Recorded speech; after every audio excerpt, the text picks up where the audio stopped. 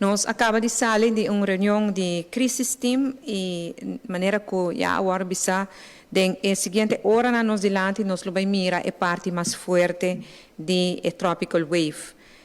E suposto centro agora que 80 km para sul de Corsou e está ser calcular que para 10 horas da noite é pior lo por como se passa acaba. E que seita de seguinte hora nós podemos esperar aguacero e ráfaga de vento.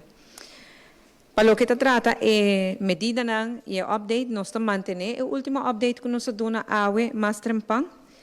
Nós queremos alertar sim que por bem vida ainda em curso de manhã, mainta e depois shelter in place nos a anunciar que queda na vigor, está dentro de vigor às 6 horas da tarde, queda na vigor até 6 horas de mainta, manhã, mainta e a workava nos pobisa que ele não guarda prolongar, que último update na aqui que nós haia, não é necessário para prolongar a shelter in place, pois nós por começar a back na normalidade manhã, mainta, se kita conta seguro para comércio, que por seguir operar normalmente manhã, mainta mês.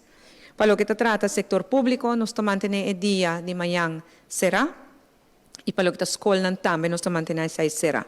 E manhã, na reunião que nós temos manhã, mainta, lo reevaluar se a escola não mister que será de aberta também, per ser uma decisão que nós tomamos amanhã, passou a outra mostra que nós vai ter mister. Pero para amanhã ainda nós temos uma vista.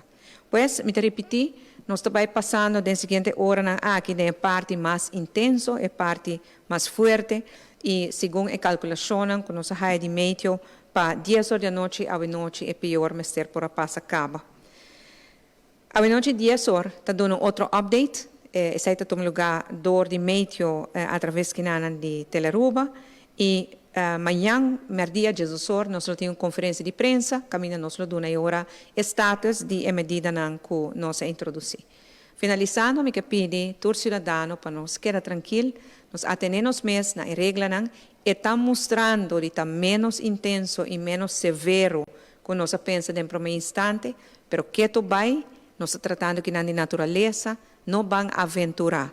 Lá nos queda para dentro, caminha com nós safe, vão quedar positivo e maneira nos observar durante a COVID, desto shall pass. Que Deus bendicionar todo cidadão de nosso país.